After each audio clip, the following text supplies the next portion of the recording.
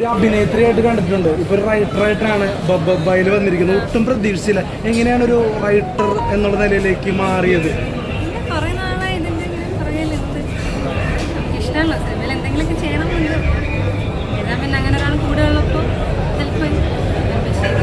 അതായത് മധുരം എഴുതിയ ആളാണ്, ഫാഹിമ എഴുതിയ ആളാണ്.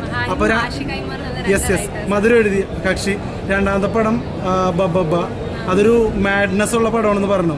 അപ്പൊ അതുകൊണ്ടാണോ കോറേറ്ററായിട്ട് നൂറിനെ സെലക്ട് ചെയ്തത്?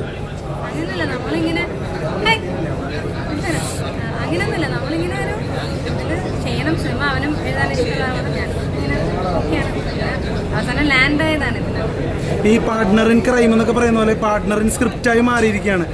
അത് ഒരു അച്ചീവ്മെന്റ് ആയിട്ട് തോന്നുന്നുണ്ടോ?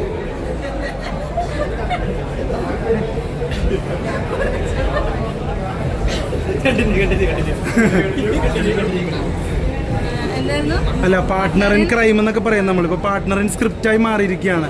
അപ്പൊ അതിനെ കുറിച്ച് എന്താ പറയാനുള്ളത്?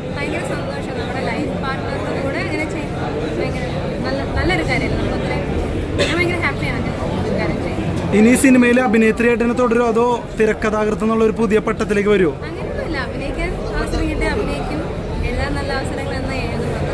അടുത്ത സബ്ജക്റ്റുകളെ കുറിച്ച് വല്ല പ്ലാൻസോ അങ്ങനെ എന്തെങ്കിലും ഉണ്ടോ ഹസ്ബൻഡായിട്ട്? ഹാപ്പി അല്ലേ റെസ്പോൺസിലൊക്കെ? ഞങ്ങൾ ഹാപ്പിയാ. ഇല്ല, അടുത്ത ഷോ ബുക്ക് ചെയ്ത ടിക്കറ്റ് കിട്ടിയില്ല. പിന്നെ ഒരേ ഒരു ചോദ്യം കൂടി, അതായത് ഈ സിനിമ ദിലീപേട്ടന്റെ സിനിമകൾ കാണില്ല എന്ന് പറയുന്ന ആൾക്കാരോട് എന്തെങ്കിലും പറയാനുണ്ടോ? അതായത് ദിലീപിന്റെ സിനിമകൾ ഇനി കാണില്ല എന്ന് പറയുന്ന ആൾക്കാരോട് എന്തെങ്കിലും പറയാനുണ്ടോ? പറയാനല്ലോ. Okay, thank U.